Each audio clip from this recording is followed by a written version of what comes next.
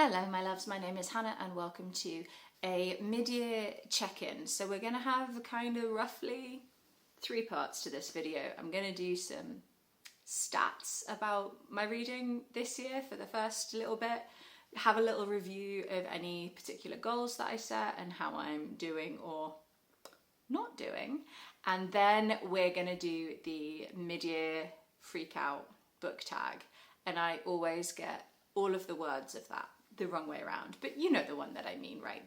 The questions are in the description box down below.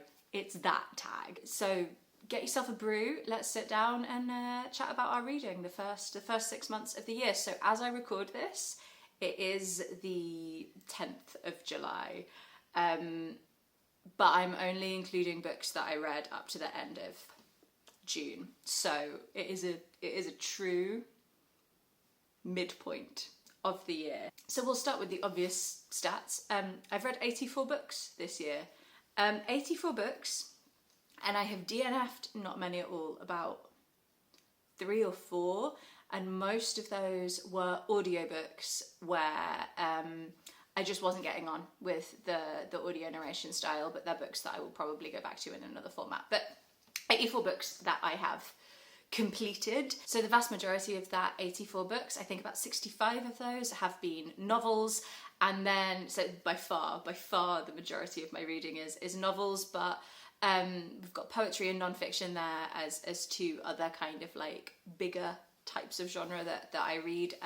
Both of those are ones that I want to do more of in the latter half of the year, so I hope by the end of the year this little pie chart looks a little bit more even, but I know novels are the majority of what I read, and I'm very happy for that to stay being the majority of what I read.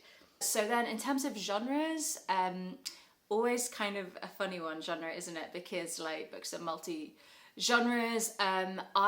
This is my own graph based on my own spreadsheet that I keep of my reading. I haven't used the Storygraph one, and the main reason I haven't used the Storygraph one is that I don't know if this is a hot take, but I don't think of queer being a genre in and of itself. So according to Storygraph, my biggest 3 genres are literary, queer and contemporary, but like to me that queer's not a genre, it's a anyway.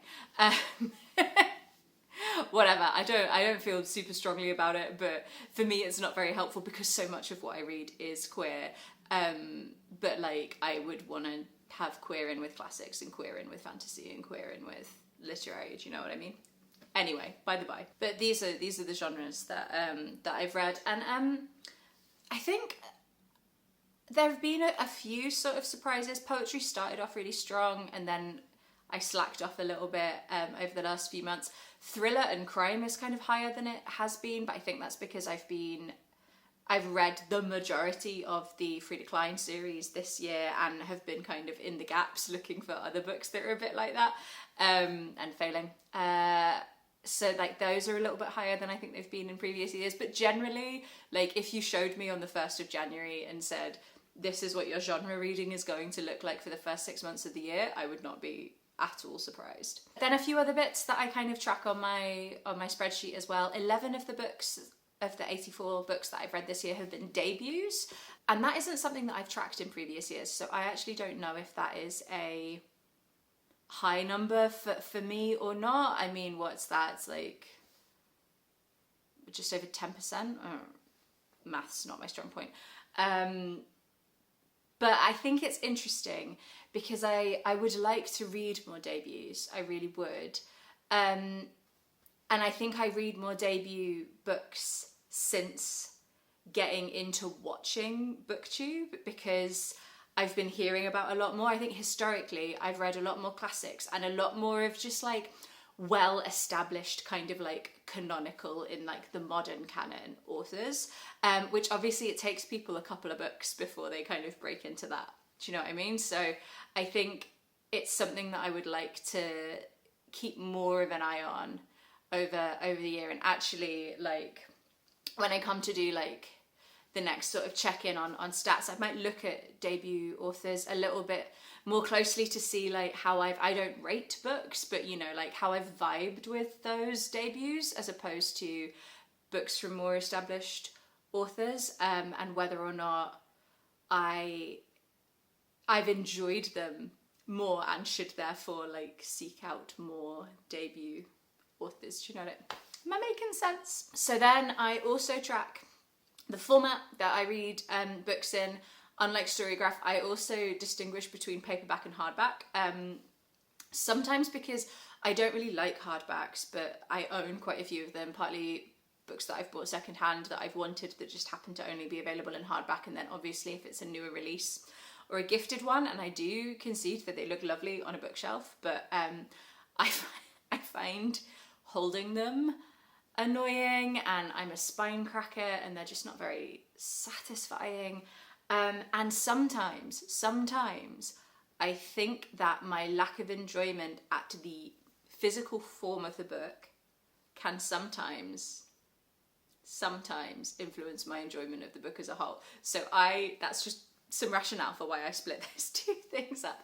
But yeah, the majority of books that I read are either audiobooks or paperback, but I have been getting more into reading ebooks, but I just have like a bog standard like tablet. I don't have a proper e-reader, so I do have issues with things like some glare on my screen and things like that. So I don't currently read ebooks in the most accessible form, I don't think. But because I get a lot of audiobooks out from BorrowBox through my library. That's mostly where I've been getting my ebooks from, and from Scribd as well.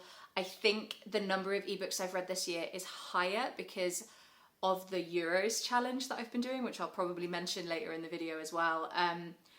But a lot of the books that I read for that I could only find as ebooks, so that number's like a little bit higher than normal. But I'm interested in potentially getting an e-reader. If you have strong thoughts about where to go, I would really like to not have a Kindle. I've heard good things about Kobo. What are your thoughts? Okay, and on the screen now is like the acquisition of the books that I've read this year. So of the 84 books, where have they come from? Where did I get them from? So we'll look at the orange first. So these are books that I have purchased, books that I have bought for myself, either bought brand new or have bought secondhand. If I'm buying secondhand, it's normally from a charity shop, although I have bought secondhand books online before if it's something that I really wanted. So they're the ones that I've paid for specifically.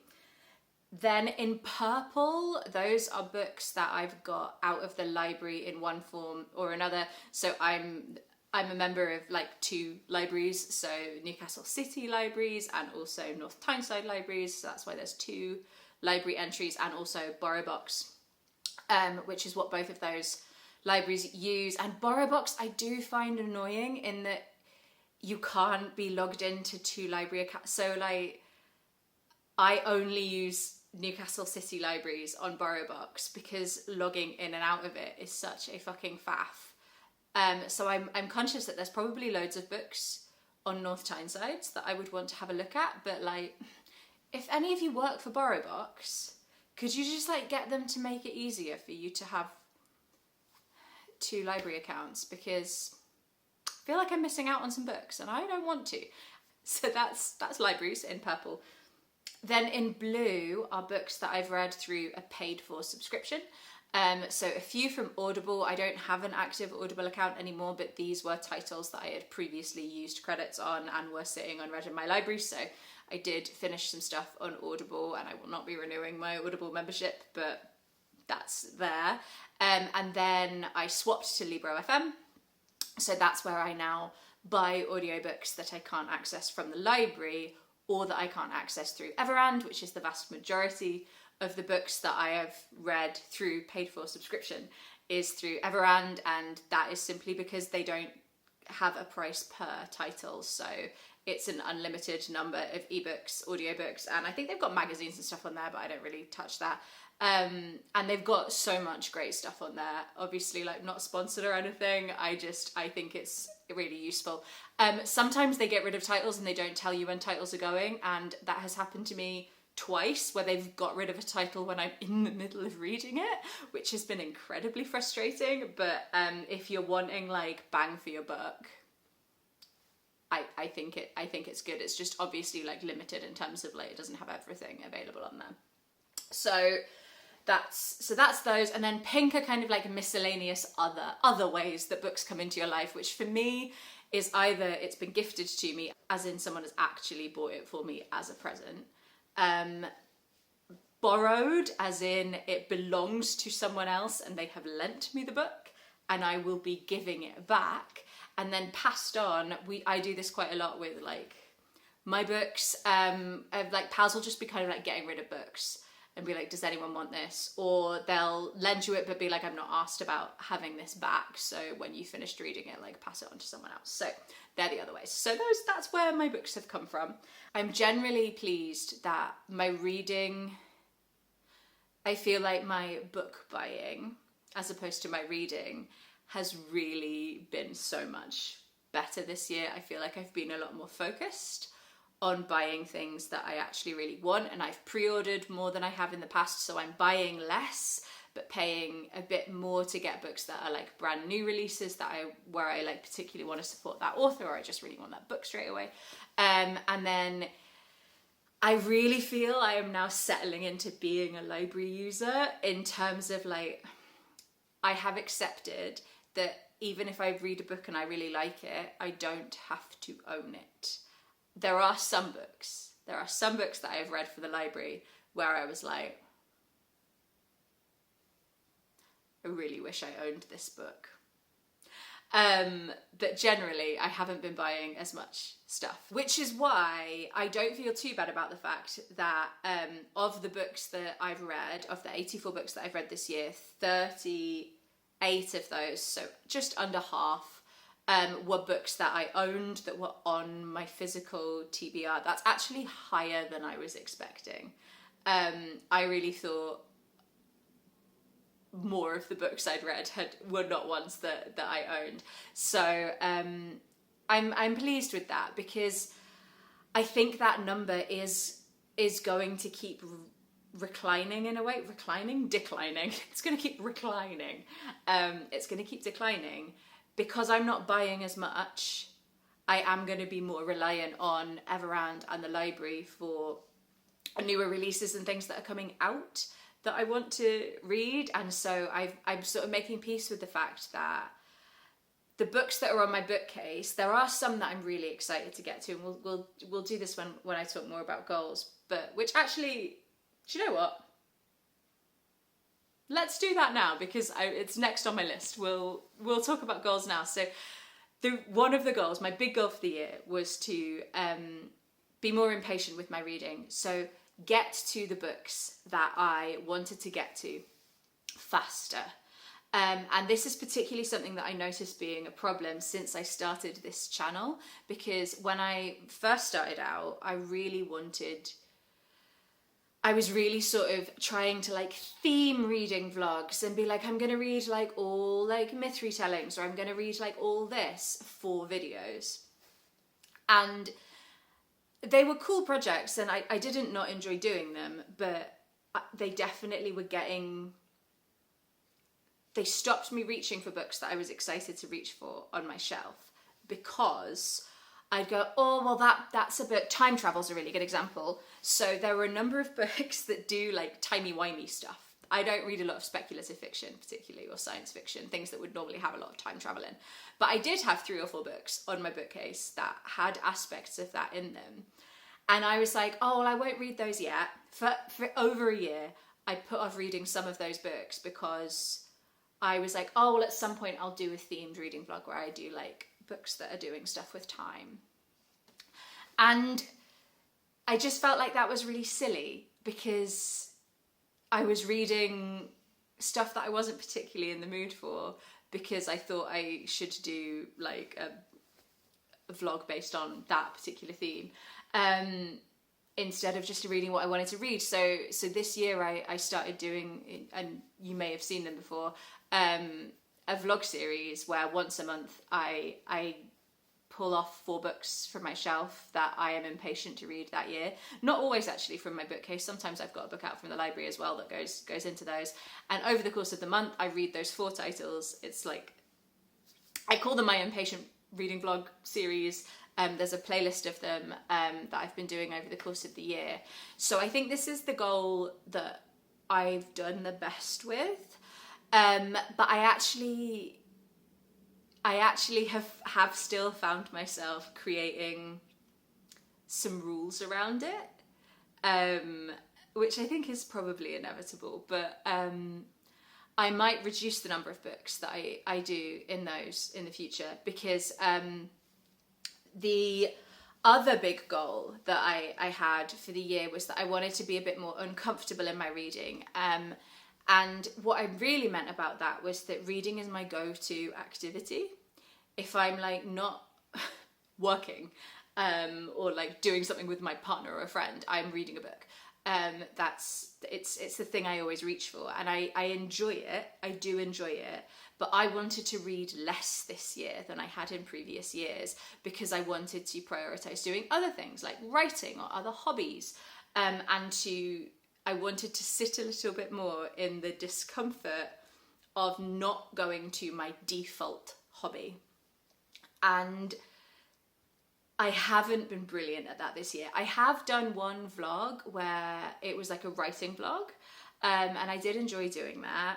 And I have been doing bits and pieces of writing throughout the year, but not as much as I wanted. And part of that is that because I set myself even a 4-book TBR for someone who's like doing this on top of like other work, and you know, like I have a life and things that I want to do. Sometimes 4 books, no one told me it had to be 4 books. I just decided. The first reading vlog I did had 4 books in it, and so I was like, well, I guess this is what I do then. I pick 4 books. And some months I found myself being like, oh my god, I'm not going to finish these books in time, or I have to read now, even though I feel like writing. I have to read because there's only a week left of the month and I have to do this. Do you know what I mean? Like, who's put that expectation on me? Not you. This isn't your fault. This is very much my fault. So I may even reduce the number of books that I do in those vlogs. Going forward, I may drop it to 3. I might base it on the length of the books that I've been doing, because I've also found that I've been gravitating towards shorter books for those vlogs, so that I know I can get through them in the month. So sometimes I'm not picking a book that I genuinely do want to read because it's like a 500-page book, in favour of picking 4 like novella length books. So like I am finding ways to cheat, even though there are not rules, but I think there are rules, but now I have to circumvent the rules, and like, what's wrong with me? What's wrong with me? No one told me that I had to do this. It's fine. Genuinely, one of the goals that I'd also set for the year was that I wanted to do this Euros challenge, where I was reading a book for every country that was participating in the Euros football competition this summer. And I did that, and I enjoyed the sort of process of it, in terms of like, it was fun coming up with the books. I really liked filming the videos where I was like talking to you guys about them. I did not always enjoy reading the books, because essentially what I did, after saying that I didn't want to direct my time too much in terms of my reading, is that I set myself a 24-book TBR. So just unable to listen to myself and do the things that I have decided, but never mind. So I do think that Euros challenge, now that that's done, I think my reading numbers will go down, because I don't have anything that I like have to read for the remainder of the year, and that feels very nice and free. I also think, in terms of like creating content, I always do so if you imagine, I normally release a video a week. Again, no one's told me I have to do this, which I have. And normally that will include like a reading wrap up of the previous month. There'll be the impatient vlog. A lot of the stuff I've had recently has been to do with this Euros challenge. I occasionally do like book to screen adaptation videos with my best friend Farmer. We've got one of those coming up when we eventually manage to finish watching Ripley. But I also find myself sometimes reading books for content because I'm going, oh shit, sugar, I don't have like a video for like 4 weeks time, so I need to record something. And so I think what I'm going to start doing is a like weekly, once a month I'll do like a weekly reading diary. Is that making sense? So like I'll pick 1 week out of the month where it will be like very strict. It'll start on like, you know, it'll go like Sunday to Saturday or like whatever days I end up picking.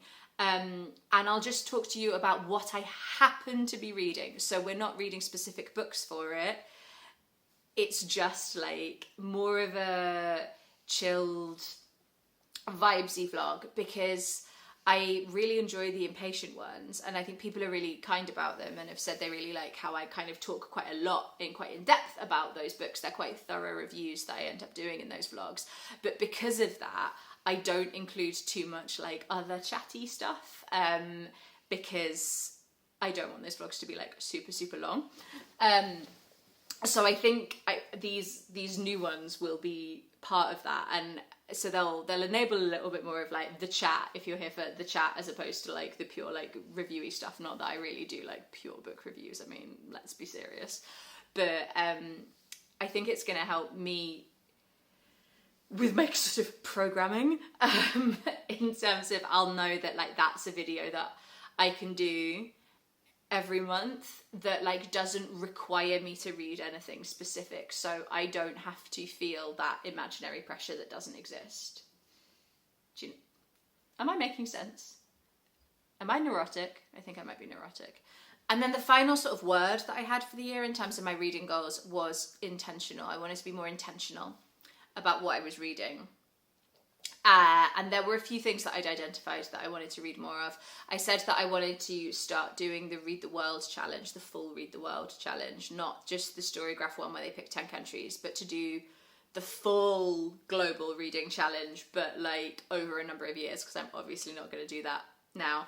But I noticed when I was cataloguing my books and putting them all in a spreadsheet, some gaps in terms of like specific countries and continents. So like, for example, I thought I had a decent, like not an amazing, but like a decent selection of African authors, for example. However, when I really looked at it, I was like, almost all of these authors are from Nigeria. Now that's great because I really like Nigerian literature, but like there are many more countries in Africa than Nigeria. So like being more intentional in terms of doing that, and without sounding too much like a broken record, the Euro stuff has stopped me doing some of that a bit because that's been like my big thing that I've been like trying to like get through for the first half of the year. So I'm really looking forward to getting a little bit more curious about that. And I might do a video talking about that cataloguing experience because I started it and I haven't finished. I did all my novels, and I as soon as I started on non-fiction, I'm pointing because non-fiction lives upstairs,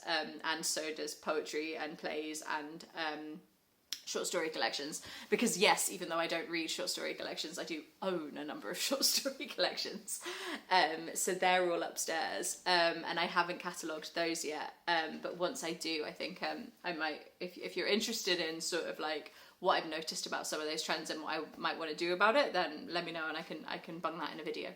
Something else I wanted to do was read more poetry, for example, and I have loved reading poetry this year. Like I said, I had a bit of a blip, but I've got back into it now this month. I've read a couple of really great collections already, and I'm excited about some new poets that I've discovered, so I'm having a really lovely time with that. I'm really, really glad that I have done that. I also wanted to be a bit more conscious of like supporting more indie publishers. So I've read, I think 33 of the books I read this year were from independent publishers or small publishers, which is sometimes the publishing industry can feel a bit opaque, particularly to like someone who doesn't work within that industry. And sometimes it's not always easy to tell if it's an indie publisher or if it's just a very well masked imprint of one of the big five. But I think that's right. I think about 39%. Certainly between 30 and 40% of the books that I've read this year, I think, have been from independent publishers. So I'm pleased about that. And I am, as I get more mindful and just in general reduce the books that I'm buying, I am trying to prioritize buying books from smaller presses and like loaning from the library books that come from like bigger presses that I know I like. So, but like, for example, I know I have a really good hit record with like Fourth Estate and Picador and kind of imprints like that. So but I know my library gets loads of those in. So like, I don't have to buy those because I know my library gets them. Whereas some of the smaller, like I really like Charco Press.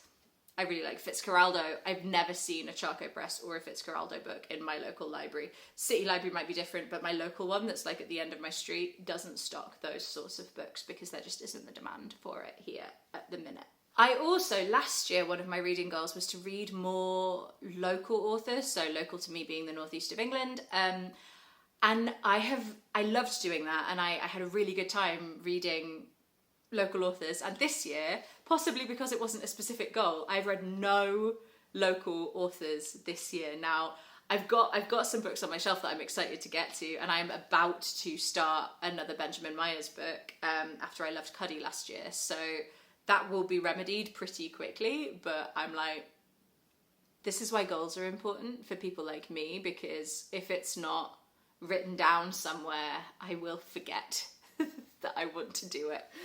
And the other thing, separate from those words, so the impatient, the uncomfortable, the intentional, was that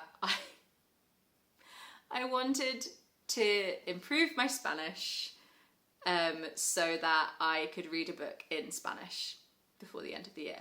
And I have the book picked out. I've got a collection of short stories by Samantha Schweblin in Spanish. I picked short stories, even though I'm not a massive short story reader. I thought that would be more manageable than going for like a novel straight away. And when I tell you that I have not done a lick of Spanish this year, not a bit of it. So I really need some motivation. I really need some motivation to do that.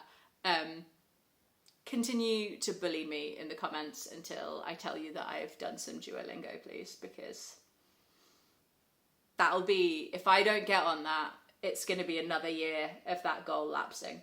So that's the sort of general check-in. And now we're going to do the mid-year, whatever the words are, Freakout book tag, Freakout for the middle of the year, the middle of the year book tag, Freakout. That. Which the questions, as I said, I've put in the description box. I have put not a lot of thought into this. I wanted like instinctive answers. So we're just going to rattle through them reasonably quickly, she says. Famous last words. The first question is the best book you've read this year. And I'm going to start by completely evading the question. Next week's video is going to be my best books of the year video so far. My best books of the year so far. And I'm going to answer that question there, because when I had a flick through, I'm not confident that I have a standout winner, and I need to think about it more. And also, I don't want to steal the thunder of next week, Hannah. So if you want to know the best book I've read, subscribe to my channel, and you'll find out. You'll find out next week, where I will probably also evade the question and not rank the best books that I've read this year. So you still won't know what the best one is, probably. So that was the first question. The second one was, what's the best sequel that you've read this year? Now, I don't read masses of genres that are written in series. I think this is really more geared towards if you read a lot of like crime series, or you read a lot of sci-fi or fantasy. Which I don't read tons of, although I do read some. So I think I did finish the Nikki French Frida Klein series this year, and I think I read like the last 5 of those this year, maybe the last 6, but I think definitely on a first read of the series, my favourite was Thursday's Child, which is the 4th book in the series. This is a crime series following a psychotherapist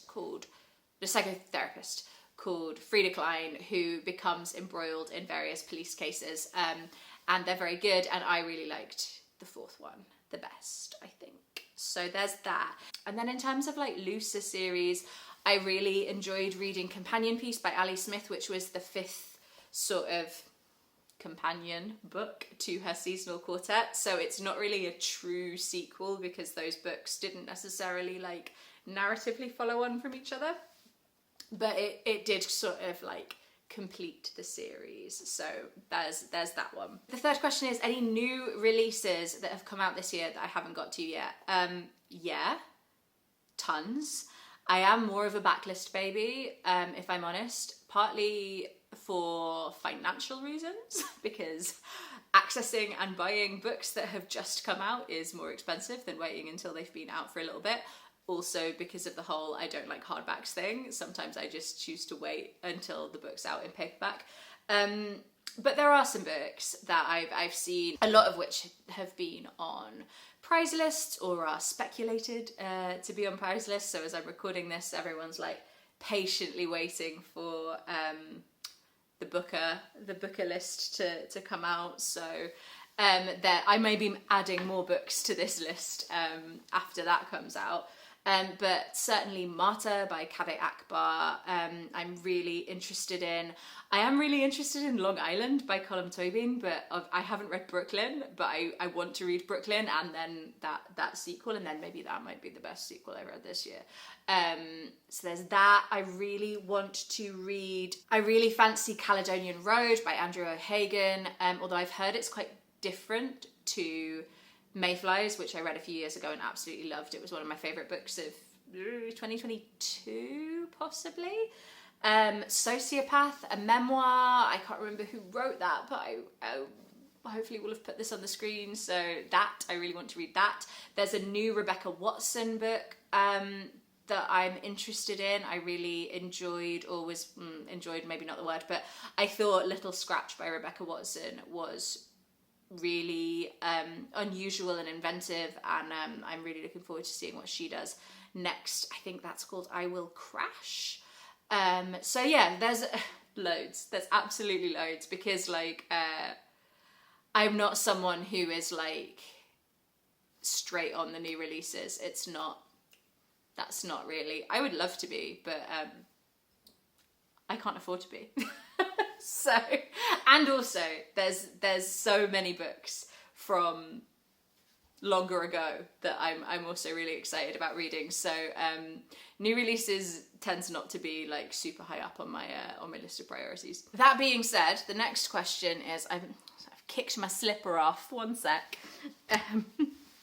There we go. Did I kick you? Sorry. The next question is any anticipated releases for the second half of the year? And yes, I do have some. So way back in January, I pre-ordered The King's Mother by Annie Garthwaite, who is a local author. She's from the Northeast. And her debut book, Cecily, which was about Richard III's mum. Oh my God. I'm going to out myself as someone who doesn't remember any English history after I've sort of been focusing on it. But anyway, I really liked Cecily, and I went to a book event, an online book event that Annie Garthwaite did, and she was really lovely, and yeah, so I have pre-ordered that. I've pre-ordered The King's Mother, but I think it's out this week, I think. So when I say second half of the year, it will already be out by the time you're watching this, I'm pretty sure.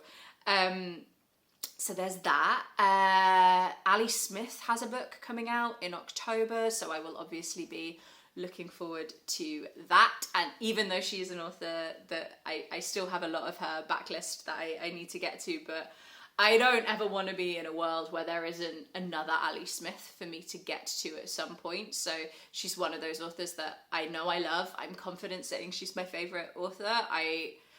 And I'm comfortable not having read everything that she's ever written, because I like the idea that there is always more for me to go to. But it'd be nice to have a new one coming out. So there's a couple there, and Stanley Tucci has another one, and I really enjoyed Taste by Stanley Tucci. So he's got one, I think it's like Everything I Ate in a Year or something like that, but I enjoyed the audiobook of Taste, so I'll probably get that one on audiobook too if he does that. So that's coming out in October. Then the next question is biggest disappointment, and it's hard really. I always feel mean saying that any book is disappointing. I think what I'm going to go for this is The Starless Sea by Erin Morgenstern, and that feels mean. That does feel mean. But the only reason it was disappointing was it wasn't just... I've read lots of books where I think I'm going to really like the book and then I end up not really liking the book. And that's fine, it's part of reading. Especially if you're reading like authors that you've not read before, or you're trying to like broaden your horizons, that can happen. The Starless Sea was an interesting experience to me, because I loved the first third of it so fucking much. Like I was ready to be obsessed with this book, and I ended up just falling out of love with it while I was still reading it, and so that was just a really disappointing experience as a reader. I know lots of people love that book though, and I'm sorry that I didn't. Apparently Nights at the Circus, or the Night Circus. Nights at the Circus is the Angela Carter one, right? Night Circus, is that the Erin Morgenstern one? Anyway, apparently that one is maybe a little bit more my speed, so we'll see. But yeah, the plot just got too convoluted for me. It lost some of the charm that I had loved in the first part, so that was disappointing. And then the next one is a book that surprised you, and I will tell you what surprised me this year was Tom Lake by Anne Patchett. I hadn't read Anne Patchett before. She was one of those authors that I knew I should get to at some point. I knew people loved her, and that she's a very well-respected author. I just kind of hadn't got around to it. And I'd bought Tom Lake on Audible when it first came out, for the only reason being that Meryl Streep did the audiobook for it. And I was like, she does not do a lot of audiobooks. I love Meryl, so like, I'm getting that book. Even if I end up hating the book, it will be fine because Meryl will be reading it. And I loved this book. I really, really liked it. I remember it being quite hyped when it first came out, and then I haven't heard a lot of people like absolutely loving it, but I really enjoyed this book. It's a sort of like family memoir. It's not a memoir. It's a novel, but it's the mother of a family during lockdown. They're cherry farmers, and as they're harvesting cherries or getting ready to harvest the cherries during lockdown, her 3 adult daughters are there from home because they've all come to sort of like live on the farm during the COVID lockdowns. And she is telling them the story of her life, because all they really know is that at one point in their mum's life, she was a sort of rising star as an actor, and that she had a brief fling with a guy who ended up becoming an incredibly famous actor. And so they've always been very interested in this story, including like the eldest daughter, when she was a teenager, was absolutely convinced that this actor was actually her dad, not her actual dad. And it just sort of tells you get the present day with the adult daughters and finding out about them, and then you also get the story of this woman telling her life story. And I just loved it so much, and it really surprised me. I wasn't expecting to love it. I was expecting for it to be a perfectly good book that Meryl would do a brilliant audiobook performance of, and she does. But it really swept me up. I really loved it. It reminded me, not in terms of like at all what it's about, but of how Great Circle ended up being one of my favourite books. And I just was not expecting anything from that book in particular, and it totally won me over. So Tom Lake, definitely one that surprised me this year. And then the next question is a favourite new author, and that can be either a new author that's emerged on the scene or a new to you author. I've got a couple for this. Definitely Max Porter. I have been told by several people that I should read Max Porter. Even one of my friends, very kindly, after they read some of my poetry, said, your poetry's kind of like Max Porter, you should read Max Porter. And now, having read Max Porter, that was an incredibly kind compliment that I really don't think I deserve, but was nice nonetheless. But Max Porter, Grief is a Thing with Feathers, I absolutely loved. I haven't got to the rest of his back catalogue yet, but I'm sure I'm really going to enjoy those too. And Bernardine Evaristo, I mean, she's an author that I knew I was going to love, but I just hadn't kind of got round to. I listened to the audiobook of Mr. Loverman this year and really enjoyed it. I'm also a little way through reading Girl, Woman, Other at the moment as I'm recording this, and I'm really enjoying that one too. That's going to be in my July Impatient Reading blog if you're interested. So looking forward to more from both of those authors, and then a couple of poets as well. Farmer got me onto Molly Naylor after she saw Molly Naylor perform with Grace Petrie.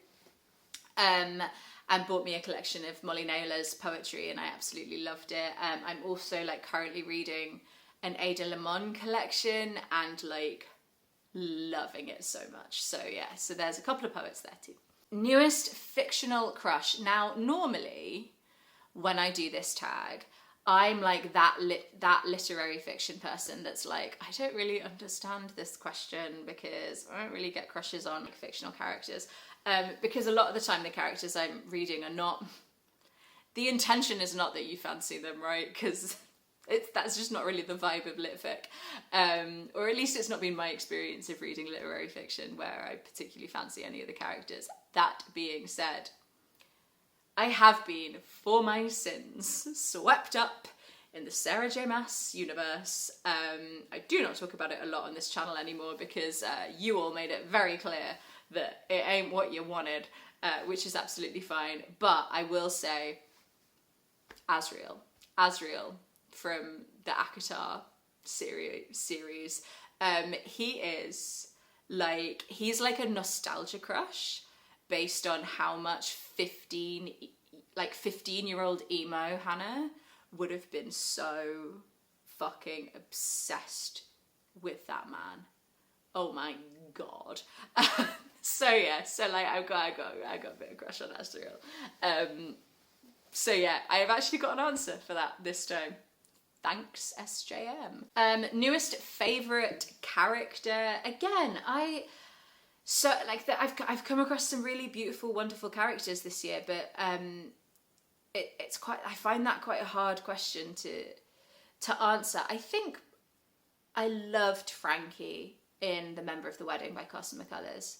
I really loved Frankie, and she goes through, even though it's only told over 3 days, she goes through a few different transformations as a character. She's a young sort of preteen girl trying to figure out who she is, and I found her charming and difficult and precocious and just a really well written young girl. Carson McCullers writes young characters really well. And I also, I really liked Crow in Grief is the Thing with Feathers. I liked Crow for the character of Crow within the book, and then for the literary conceit that Crow was in that book.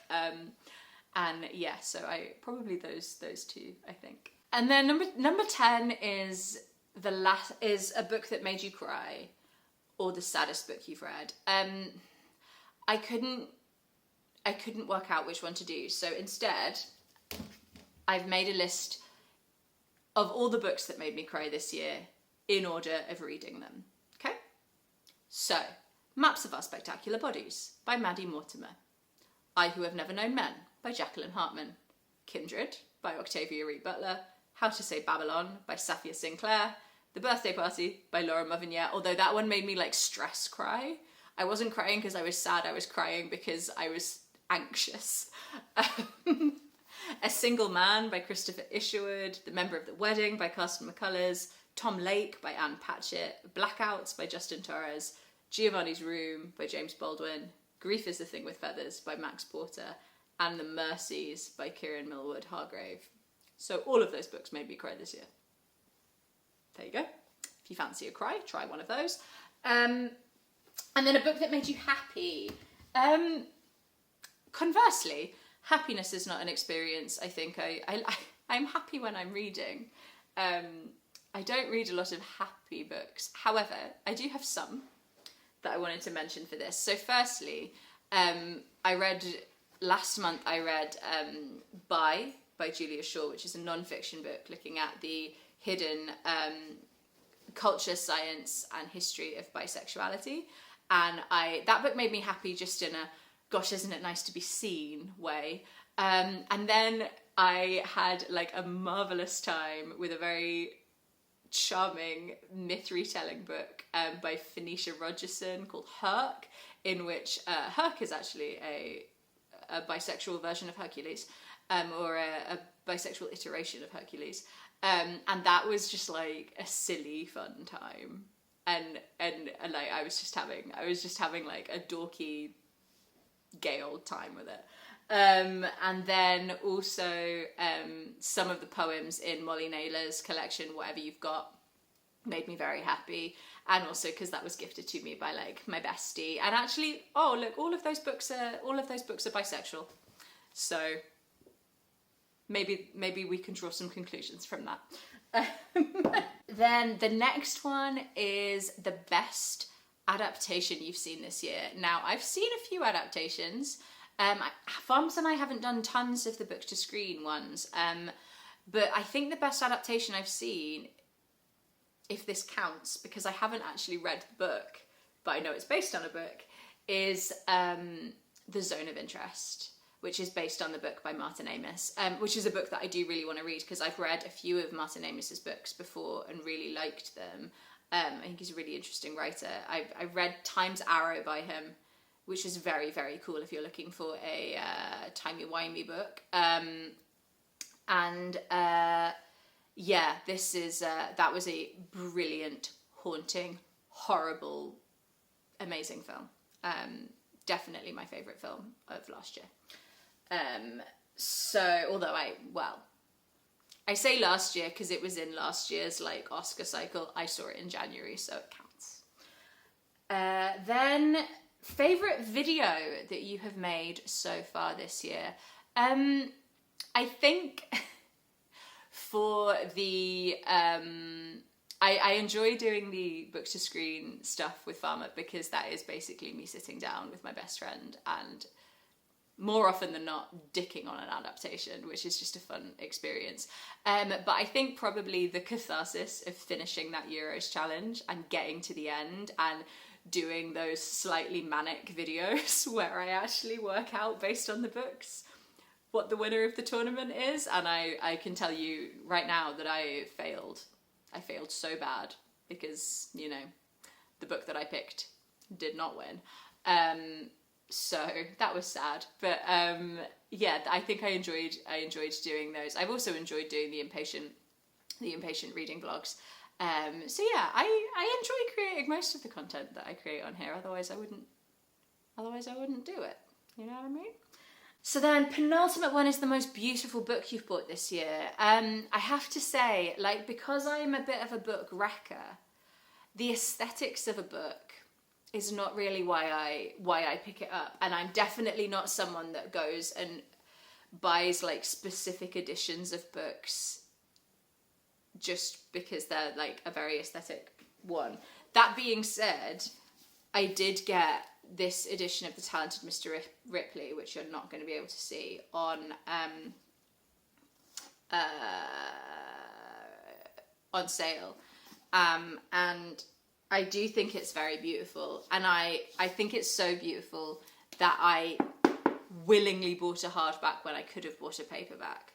So that tells you. There's something about the It's quite cleanly designed. It feels quite nice. That's probably the most beautiful book that I've bought this year.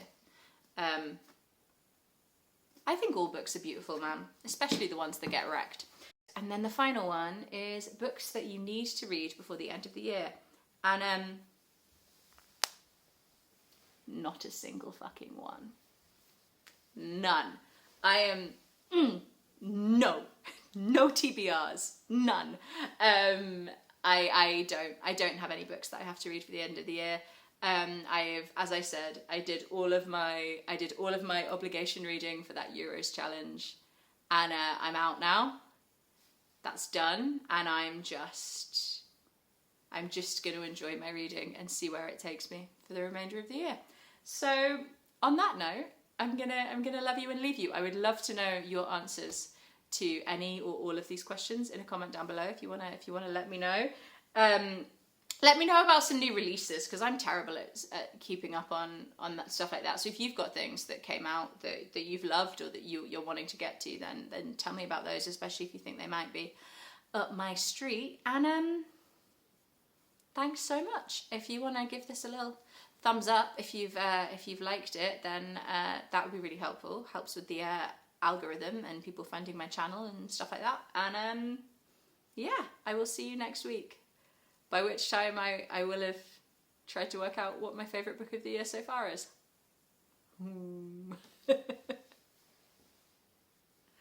Oh, yikes. See you later, friends.